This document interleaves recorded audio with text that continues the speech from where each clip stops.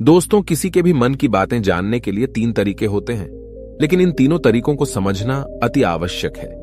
यदि आप इन तीनों तरीकों को समझ लेते हैं तो आप किसी के भी मन की बातें बड़ी ही आसानी से जान सकते हैं, समझ सकते हैं। तो चलिए इसे एक बुद्ध कहानी के माध्यम से समझते हैं कि किस तरह से आप दूसरों की मन की बातें जान सकते हैं, समझ सकते हैं। बहुत समय पहले की बात है। एक छोटा सा गांव था। उस गांव में 2 भाई रहा करते थे। बड़ा भाई अंधा था, जिस कारण वो हमेशा घर पर ही बैठा रहता था, और छोटा भाई खेती किया करता था। लेकिन खेतों में अधिक जानवर आने से पूरी फसलें नष्ट हो जाती थीं, जिस कारण छोटा भाई बहुत परेशान हो चुका था। तभी उसे एक तरकीब सूझी।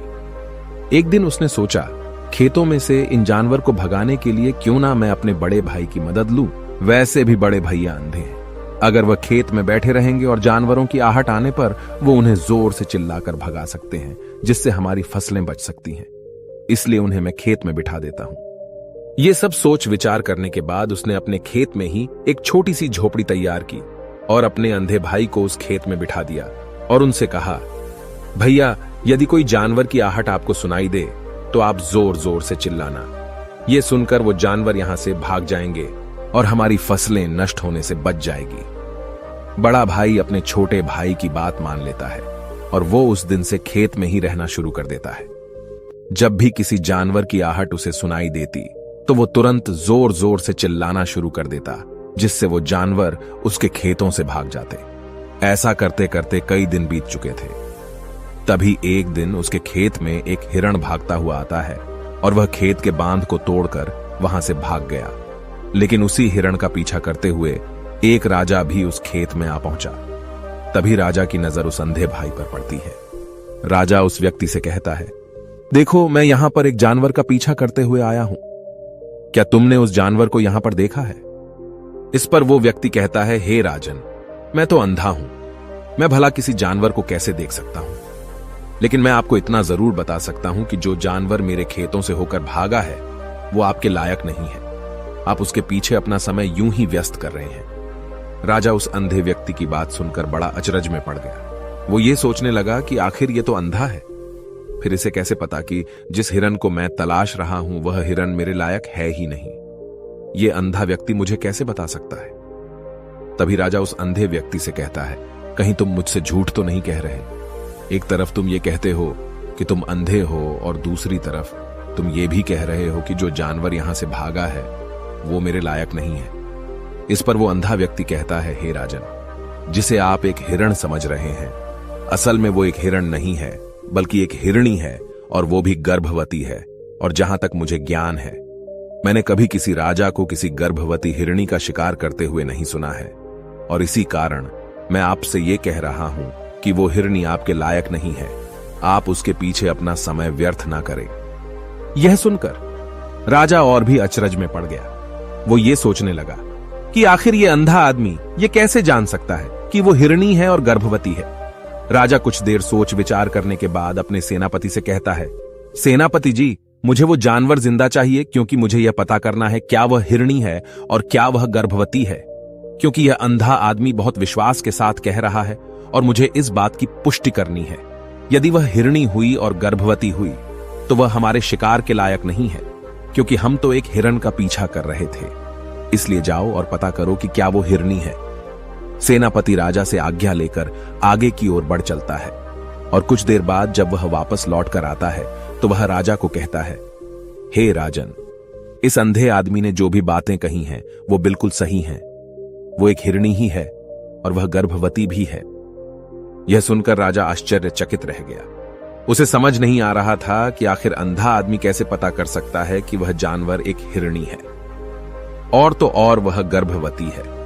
भला एक अंधा आदमी यह कैसे देख सकता है? यह कैसे जान सकता है?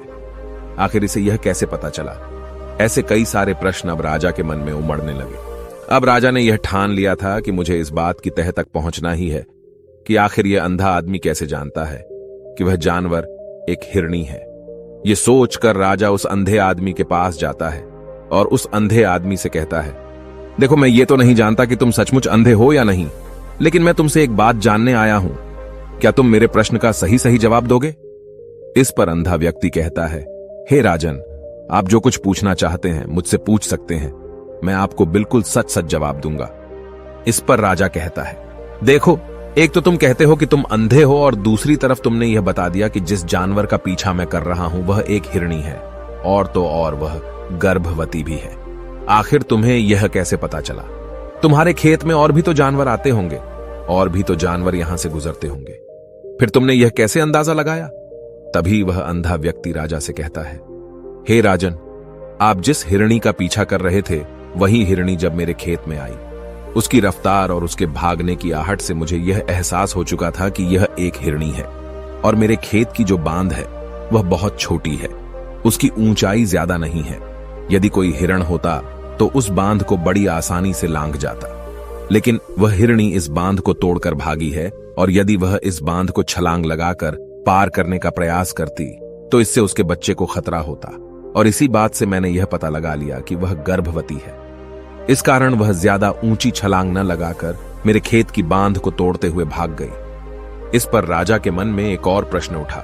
राजा ने कहा, किंतु तुम्हें कैसे पता चला कि वो एक हिरणी ही है, और भी तो कोई जानवर यहां पर आ सकते हैं? इस पर वो अंधा व्यक्ति कहता है, हे राजन, मैं पूरा दिन सुबह शाम यहीं पर बैठा रहता हूं, और मेरी सुनने की शक्ति बहुत तेज है। मैं ये बाफ जाता हूं कि कौन सा जानवर मेरे खेत में आया है, और उसी के आधार पर मैं जोर जोर से चिल्लाता हूं ताकि वो मेरे खेत से भाग जाए और मेरे खेत की फसलों को नष्ट न कर पाए। राजा उस अंधे आदमी का यह जवाब सुनकर पूरी तरह से संतुष्ट हो चुका था।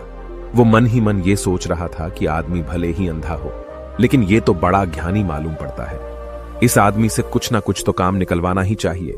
ये विचार लिए हुए राजा वहां से वापस अपने महल की ओर लौट जाता है। राजमहल पहुंचते ही राजा उस अंधे व्यक्ति से कहता है, आप तो बड़े ज्ञानी व्यक्ति हैं, आपको किसी भी बात का पता बड़ी आसानी से चल जाता है। आज मैंने आपको यहां पर इसलिए बुलाया है क्योंकि मैं आपसे ये जानना चाहता हूं कि मेरी पत्नी पतिव्रता है या नहीं। इस पर वो अंधा व्यक्ति कहता है, हे राजन, ये कैसा प्रश्न हुआ? इस पर राजा कहता है, मैंने आपसे बिल्कुल उचित प्रश्न किया है, मुझे इस प्रश्न का उत्तर दीजिए। इस पर वो अंधा व्यक्ति कहता है, हे राजन, ये सारी बातें जाने दीजिए। आपकी शादी को इतने साल बीत चुके हैं, और अब आप ये बात क्यों जानना चाहते हैं? आपके मन में ऐसे प्रश्न क्यों उठ रहे हैं? इस पर राजा जिद करते हुए कहता है, देखिए, आपको मुझे इस प्रश्न का उत्तर तो देना ही होगा। यदि आप मुझे इस प्रश्न का उत्तर नहीं देंगे तो मैं आपको मृत्युदंड दे दूंगा। राजा के मुख से यह बात सुनकर वो अंधा व्यक्ति कहता है, हे राजन, यदि आप इस प्रश्न का उत्तर चाहते हैं तो उसके लिए आपको मेरा एक काम करना होगा। राजा कहता है, बोलो, मुझे क्या काम करना होगा? इस पर व्यक्ति कहता है, इसके लिए आपकी पत्नी को मेरे साथ कमरे में अकेले छोड़ना होगा। उस अंधे व्यक्ति की यह बात सुनकर राजा पहले तो क्रोधित हो जाता है, लेकिन फिर कुछ सोच विचार करने के बाद वह उस व्यक्ति की बात मान लेता है और अपने सेनापति को आदेश देता है, सेनापति जी, इस व्यक्ति को और मेरी पत्नी को एक कमरे में कुछ देर के लिए अकेला छोड़ दे। सेनापति बिल्कुल वैसा ही करता है। अब राजा की पत्नी और अंधा आदमी एक कमरे में बंद हो चुके होते हैं। तभी वो अंधा आदमी राजा की पत्नी से कहता है, मुझे आपको छूना है। इस बात पर रानी अत्यधिक क्रोधित हो जाती है और उस अंधे आदमी को वो पकड़ पकड़ कर पीटने लगती है, कभी हाथों से तो कभी लातों से तो कभी पटक पटक कर। इस तरह से उन्होंने उस अंधे आदमी की खूब पिटाई की। उसके बाद किसी तरह से वह अंधा आदमी अपनी जान बचाकर वहां से भाग निकलता है और वह राजा के पास पहुंचता है और वह राजा से कहता है, हे राजन, आपकी पत्नी पतिव्रता नहीं है। यह बात सुनकर राजा अत्यधिक क्रोधित हो उठता है और राजा अपनी तलवार निकालकर सीधा अपनी पत्नी की ओर जाता है और क्रोधित होकर वह अपनी रानी से कहता है, रानी जी, आज मैं जो भी सवाल आपसे करने वाला हूं उसका मुझे सच सच जवाब दीजिएगा, और यदि आपने एक शब्द भी झूठ कहा तो मैं आपका अभी के अभी सर धड़ से अलग कर दूंगा। तभी आगे वह राजा कहता है, मुझे बताइए, क्या आप पतिव्रता हैं या नहीं? इस पर रानी कहती है, हे राजन, आप भले ही मुझे जान से मरवा दीजिए, लेकिन मैं पतिव्रता नहीं हूं। राजा यह बात सुनकर बहुत खुश हुआ, क्योंकि उस अंधे आदमी ने जो भी कहा था वह बिल्कुल सच था। यह बात सुनकर तुरंत ही राजा उस आदमी के पास पहुंचता है और आकर उस अंधे आदमी से कहता है, तुम्हें कैसे पता चला कि मेरी पत्नी पतिव्रता नहीं है? इस पर वह अंधा आदमी कहता है, हे राजन, बड़ी सीधी सी बात है। मैंने तो आपकी पत्नी से बस इतना ही कहा था कि मुझे आपको छूना है, और इस बात पर वह इतना क्रोधित हो उठी कि उन्होंने गुस्से में आकर मुझे लात घूंसों से पीटना शुरू कर दिया। और भला कोई औरत किसी और मर्द को कैसे छू सकती है, लेकिन उन्होंने न आव देखा न ताव, बस लात घूंसे मुझ पर बरसाने शुरू कर दिए। वह भी तो एक छूना ही हुआ, और एक पतिव्रता नारी कभी भी पराये मर्द को नहीं छूती। जब मैंने उसे छूने के लिए कहा था तो वह उस वक्त मुझे मना कर सकती थी, लेकिन उन्होंने तो मुझे पीटना शुरू कर दिया और देखते ही देखते उन्होंने मेरे पूरे शरीर को छू लिया। अब आप ही बताइए, ऐसी स्त्री भला पतिव्रता कैसे हो सकती है? इस पर राजा कहता है, तुम तो बड़े ज्ञानी मालूम पड़ते हो। अच्छा ठीक है, चलो तुम मेरे एक प्रश्न का और जवाब दो। यदि तुमने मुझे इस प्रश्न का सही जवाब दे दिया तो मैं तुम्हें यहां से जाने दूंगा। आगे राजा उस अंधे आदमी से कहता है कि तुम मुझे यह बताओ, क्या मैं सच में अपने पिताजी का ही बेटा हूं या फिर किसी और का? इस पर वह अंधा भी कहता है, हे राजन, इस बात से आपका क्या लेना देना? आप किसी की भी औलाद हो, आखिर आप हैं तो इस राज्य के राजा, इसलिए इस प्रश्न को जाने दीजिए। लेकिन राजा कहता है, नहीं, मुझे इस प्रश्न का सही जवाब चाहिए, अन्यथा यह प्रश्न मुझे हमेशा परेशान करता रहेगा। इसलिए मैं इसका सही जवाब जानना चाहता हूं। यदि तुम इसका सही जवाब दे देते हो तो तुम यहां से जा सकते हो, मैं तुम्हें नहीं रोकूंगा। इस पर वह अंधा आदमी कहता है, हे राजन, इसके लिए तो मुझे आपके मां के पास भी जाने की कोई आवश्यकता नहीं है। मैं आपको अभी यह बता सकता हूं कि आप किसकी औलाद हैं, लेकिन उससे पहले मैं चाहता हूं कि आप मुझसे एक वादा करें कि आप मुझ पर क्रोध नहीं करेंगे। राजन ने कहा, मैं तुमसे वादा करता हूं, मैं तुम पर क्रोध नहीं करूंगा। इसके बाद वह अंधा आदमी राजा से कहता है, हे राजन, आप है तो अपने ही पिता के पुत्र, लेकिन आप पर एक कंजूस सेठ की छाया पड़ी हुई है। यह सुन राजा बहुत क्रोधित हो उठा और वह तुरंत तलवार निकालकर अपनी मां के पास जा पहुंचा। वह वहां पर पहुंचने के बाद अपनी मां से कहता है, मां, मुझे सच बताइए, क्या मैं अपने ही पिता का पुत्र हूं या नहीं? यदि आपने मुझे सही नहीं बताया तो वह यहीं पर अपने प्राण त्याग दूंगा। मुझे बताओ क्या सच है? इस पर उस राजा की मां कहती है, बेटा, तू है तो अपने ही पिता का पुत्र, लेकिन तुम्हारे ऊपर एक कंजूस सेठ की छाया पड़ी हुई है। जब मैं एक बार नहाने के बाद अपना मुंह आईने में देख रही थी, तभी उस कांच के पीछे मुझे एक कंजूस सेठ नजर आता है और उसी की छाया तुम पर पड़ चुकी है। यह सुन राजा बहुत खुश हो जाता है और वह तुरंत दौड़ा वापस उस अंधे आदमी के पास पहुंचता है और उस अंधे आदमी से कहता है, तुम्हें यह कैसे पता चला कि मुझ पर एक कंजूस सेठ की छाया पड़ी हुई है? इस पर वह आदमी कहता है, हे राजन, आपने मुझसे कई सारे सवाल पूछे जिनका जवाब मैंने आपको सही दिया है। यदि कोई और राजा होता तो मुझे इसके बदले में ढेरों सारे इनाम मिल चुके होते, लेकिन अब तक आपने एक फूटी कौड़ी तक नहीं दी है। इस बात से ही मैंने अंदाजा लगा लिया था कि आप बहुत कंजूस हो। यह बात सुनकर राजा जोर से हंसने लगा और कहता है कि आप जो भी मांगेंगे वह मैं आपको अवश्य दूंगा, लेकिन मुझे यह बताओ कि तुम्हें कैसे पता चल जाता है कि कौन सी बात सही है और कौन सी गलत? तुम किसी भी बात का इतना सटीक और सही जवाब कैसे दे पाते हो? इस पर वह अंधा आदमी कहता है, हे राजन, मैं तो वैसे ही अंधा हूं। यदि मेरी आंखें होती तो मैं किसी की भी मन की बातें बड़ी सरलता से जान लेता। मन की एक भाषा होती है और यह भाषा मनुष्य के शरीर के व्यवहार के रूप में देखी जा सकती है। उसकी आंखों से, उसके होठों से, उसके काम करने के तरीके से, उसकी क्रियाओं से पता किया जा सकता है कि उसके मन में क्या चल रहा है। उसके आधार पर हम किसी के भी मन की बातें जान सकते हैं, लेकिन मैं तो अंधा हूं, मैं देख नहीं सकता, इसलिए मैं क्रियाओं से देखता हूं। यदि मुझे कोई बात जाननी हो तो अगले आदमी को कुछ काम देना पड़ता है, जिस पर वह व्यक्ति किस प्रकार काम करता है, किस तरीके से इस काम को करता है, उसके आधार पर ही मैं यह पता कर पाता हूं कि उसके मन में क्या चल रहा है। तभी वह राजा कहता है, तो क्या इसका अर्थ यह हुआ कि मैं भी किसी के मन की बातें जान सकता हूं? इस पर वह अंधा आदमी कहता है, हे राजन, अवश्य आप भी किसी भी व्यक्ति के मन की बात जान सकते हैं, किंतु उससे पहले आपको अपने ऊपर काम करना होगा, और वह काम है अपने मन को शांत करना, अपने मन को वर्तमान में लाना होगा, जिसके लिए मैं आज आपको 3 तरीके बताने वाला हूं। और ये तीनों ही तरीके बड़े ही आसान और सरल हैं, किंतु हे राजन, उससे पहले आपको एक काम करना होगा, अपने मन को एकाग्र करना होगा। जब हम अपने मन को एकाग्र करते हैं, अपने मन को वर्तमान में लाते हैं, तो हम दूसरे के मन की बात जान सकते हैं, क्योंकि वह आदमी अभी भी अपने मन में वर्तमान में ही सोच रहा है, और हमें भी मन को वर्तमान में ही लाना होगा, तभी हम उसके मन की बातें जान सकते हैं। यदि हम अतीत में हुई घटनाओं के बारे में सोच रहे हैं तो वह जो अगला आदमी वर्तमान में सोच रहा है, वर्तमान में अपने मन में बात कर रहा है, वह हम कैसे जान पाएंगे? क्योंकि हम तो अतीत की घटनाओं में डूबे हुए हैं। इसलिए किसी के भी मन की बात जानने के लिए सबसे पहले हमें हमारे मन को एकाग्र करना होगा, उसे वर्तमान में लाना होगा। आगे वह व्यक्ति राजा से कहता है, हे राजन, जो 3 तरीके मैं आपको बताने वाला हूं, इन 3 तरीकों से बड़ी आसानी से किसी के भी मन की बातें जान सकते हैं। उसके बाद वह अंधा आदमी राजा से कहता है, हे राजन, जो सबसे पहला तरीका है वह है आंखों पर ध्यान देना।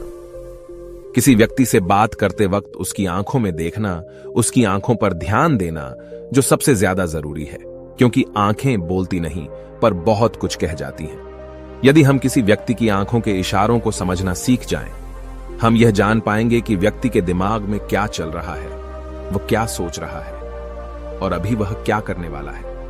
मेरे पास आंखें नहीं हैं, लेकिन मैंने अपने गुरु से यह विद्या सीखी है, क्योंकि बहुत सालों पहले मेरे पास आंखें थीं और मैं उस वक्त लोगों के मन की बातें केवल उनकी आंखों से ही जान लेता था।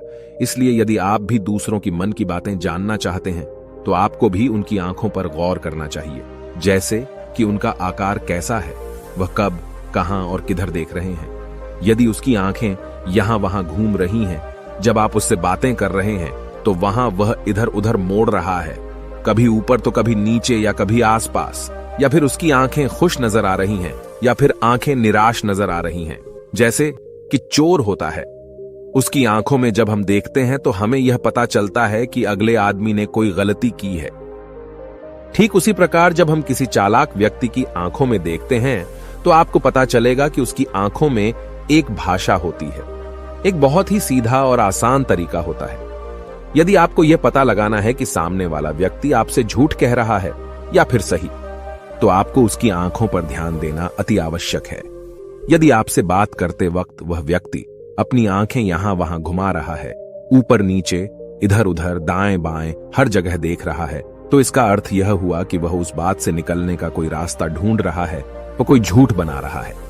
यदि सामने वाला व्यक्ति आपसे कुछ झूठ कहने का प्रयास कर रहा है तो वह आपसे नजर नहीं मिलाएगा। वह यहां वहां देखेगा, ऊपर नीचे देखेगा, लेकिन वह आपकी आंखों में आंखें डालकर कभी नहीं देख पाएगा, क्योंकि उसे डर है कि यदि उसने आपकी आंखों में आंखें डालकर देखी तो उसका झूठ पकड़ा जाएगा और लोगों को सच्चाई का पता चल जाएगा।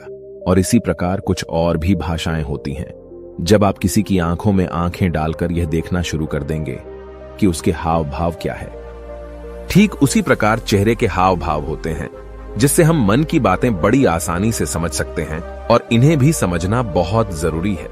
कभी कभी कोई व्यक्ति अपने चेहरे से जैसे आंख, होंठ और बहुत से कुछ अलग अलग व्यवहार करता है। यदि आप किसी व्यक्ति के चेहरे में गौर करेंगे तो आप आसानी से समझ पाएंगे कि वह व्यक्ति निराश है, जब व्यक्ति बहुत उदास है, या फिर वह बहुत खुश है, या फिर उसे कोई बहुत बड़ा दुख है।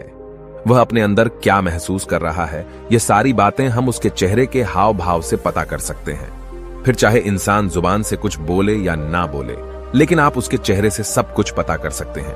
आगे व्यक्ति राजा से तीसरा तरीका बताते हुए कहता है, हे राजन, इसी प्रकार तीसरी भाषा भी है, अर्थात तीसरा तरीका भी है, और वह है हाथों के इशारे और शरीर का व्यवहार। मन की बात समझने के लिए हमें हाथ के इशारे और शरीर के व्यवहार को समझना बहुत आवश्यक है। कोई व्यक्ति जब बात करता है तो आपने देखा होगा कि वो अपने हाथों को हिलाता रहता है, अपने हाथों से इशारा करता रहता है। बातों के साथ साथ अपना शरीर का जो व्यवहार है, अर्थात बॉडी लैंग्वेज, उसका भी पूरा उपयोग करता है, जिससे हमें यह पता चल पाता है कि वह व्यक्ति हमारी बातों पर कितना ध्यान दे रहा है और उसके मन में क्या चल रहा है। शरीर के व्यवहार को देखने के लिए उसके हाथ मटकाने, शरीर मटकाने और चेहरे पर बार बार हाथ लाने, हाथों का एक दूसरे से मसलना, ऐसी बहुत सी क्रियाएं होती हैं, उस पर हमें ध्यान देना अति आवश्यक है। मन की बात को समझने के लिए हमें शरीर के व्यवहार को भी समझना पड़ता है। यदि हम इन 3 तरीकों को सही तरीके से ध्यान देकर इन 3 तरीकों को अच्छे से समझ लेते हैं तो हम बहुत जल्दी किसी भी व्यक्ति के मन की बातें बड़ी सरलता और सहजता से जान सकते हैं। इसलिए यदि आपको किसी के मन की बातें जानी हैं तो आपको उसकी आंखों पर, उसके चेहरे पर, उसके शरीर के हाव भाव को और उसके हाथों को ध्यानपूर्वक देखना और समझना होगा, जिससे आप यह समझ पाएंगे कि आखिरकार उसके मन में क्या चल रहा है और वह क्या सोच रहा है। लेकिन उनसे पहले आपको अपने मन को एकाग्र करना होगा, शांत करना होगा और अपने मन को वर्तमान में लाना होगा। तभी आप उस व्यक्ति की इन सभी क्रियाओं पर ध्यान दे पाएंगे, उन्हें समझ पाएंगे। अन्यथा आप यदि अतीत की घटनाओं में व्यस्त हैं, भविष्य की योजनाओं में व्यस्त हैं, तो आप उस व्यक्ति के हाव भाव पर कभी ध्यान ही नहीं पाएंगे और न ही आप कभी यह समझ पाएंगे कि आखिर उस व्यक्ति के मन में क्या चल रहा है, वह क्या सोच रहा है। आपने देखा होगा कि ऐसे कई बड़े संत महात्मा हैं जो बड़ी ही शांति से आपको देखते हैं और आपको देखकर ही ये बता देते हैं कि आपके मन में क्या चल रहा है, आप उनसे क्या जानने आए हैं। और इसका सबसे बड़ा प्रमुख कारण यही है कि वह आपको पढ़ सकते हैं, आपको समझ सकते हैं, आपकी मन की बातें जान सकते हैं, क्योंकि उनका मन एकाग्र है, शांत है और यही कारण है कि वह आपके मन की बातें बड़ी सरलता से समझ जाते हैं। यदि आपने अब तक पूरी कहानी को सुना है तो मैं आपसे एक छोटा सा अनुरोध करना चाहता हूं। कृपया इस चैनल को सब्सक्राइब करें ताकि मैं आपके लिए और भी ऐसी ही ज्ञान से भरपूर कहानियां लेकर आ सकूं। नमो बुद्धाय। मिलते हैं एक नई कहानी के साथ अगली वीडियो में।